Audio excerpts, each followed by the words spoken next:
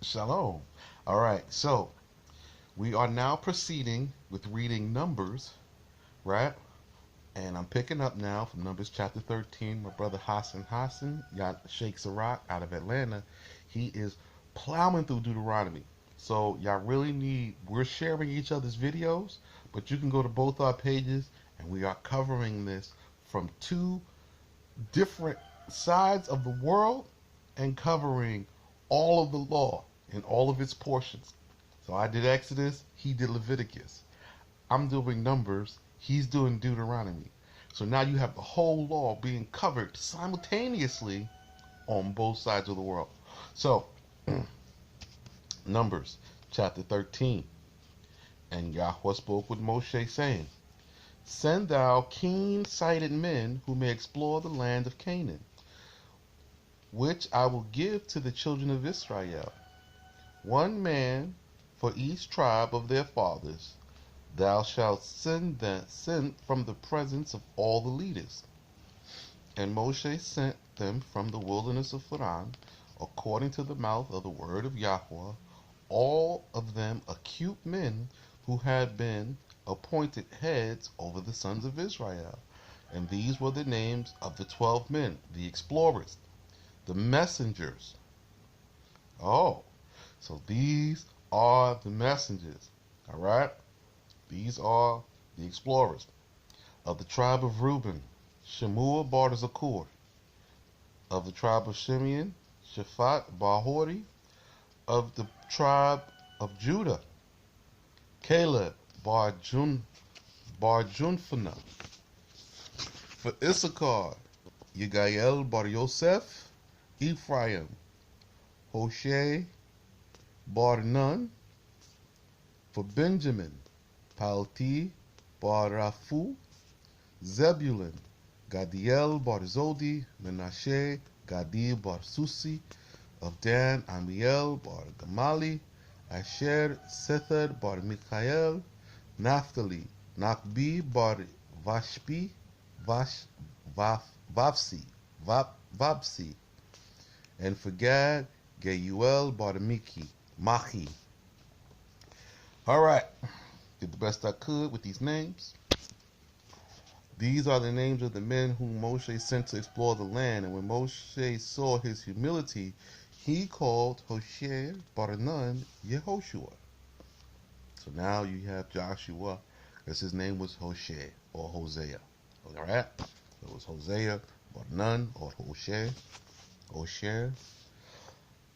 So they called him Jehoshua. And Moshe sent them to survey the land of Canaan and said to them, Go up on this side by the south, and descend the mountain, and survey the country, what it is, and the people who dwell in it, whether they be strong or weak, few or many, what the land is in which they dwell, whether good or bad, what cities they inhabit, whether they live in towns that are open or walled, and what the reputation of the land, whether it is productions are rich or poor, and the trees of the trees of it fruitful or not, and do valiantly, and bring back some of the fruit of the land.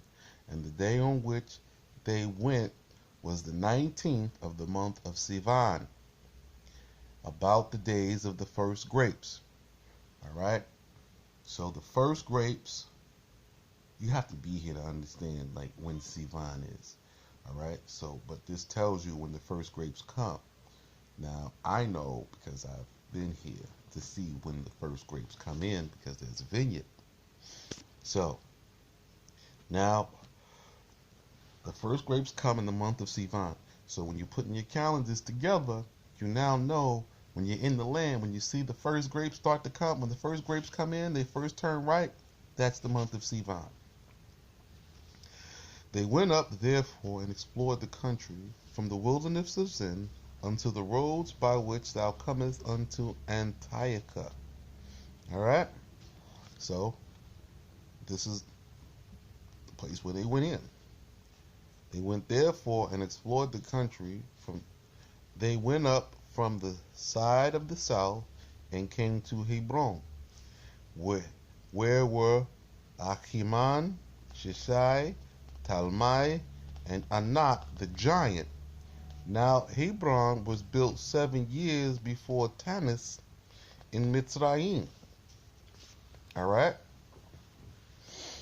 They came then to the streams of grapes. Now they mentioned this giant, Anak. So I know I breezed over it, assuming you caught it, but Anak was a giant. There was giants. All right. They came down to the streams of the grapes, bunches, ethkala. So ethkala with bunches of grapes, and cut from thence a branch with one cluster of grapes, and carried it off on the shoulders of two of them. And also they took of the pomegranates and the figs. So now to this day, the best grapes, the largest clusters grow in Hebron. To this day, we have a festival for it. Now that place they call the streams of the clusters, from the branches of the sons of Israel cut down there, and wine was dropping from it like a stream. So the wine was dripping from the grapes. So there is a grape here that ferments, like it ferments on the vine, and the juice comes out like wine. All right? I know y'all don't know that. I'm just telling you. It's not until you had one. It's pretty good too. And they returned from exploring the land on the 8th day of the month of Av, or Ab. That's what it says here. The month of Ab. At the end of 40 days. And they came to Moshe and Aaron. So now you can tell when Av is, because they left in Sivan. 40 days later they returned in Ab. So about a month and 10 days later, depending on when they left. They would have been left in this month and returned the next month. All right. And they came to Moshe and Aaron and all the congregation of Israel, and all the congregation of the children of Israel in the wilderness of Paran at Rechem, and returned them word to them. And the whole congregation showed them the fruit of the land, and they recounted to him and said, we went into the country to which thou didst send us, and it indeed produces milk and honey, and this is the fruit of it. Right? But the people who inhabit the country are strong, and the fortified cities they inhabit very great. And we saw also there the sons of Anak the giant. The Amalekites dwell in the south, the Hittites, the Jebusites, the Amorites in the mountains, but the Canaanites dwell by the sea and by the bank of the Jordan. All right? And Caleb stilled the people and made them listen to Moshe and said, let us go up and possess it, for we are able to take it. All right, I got to pause.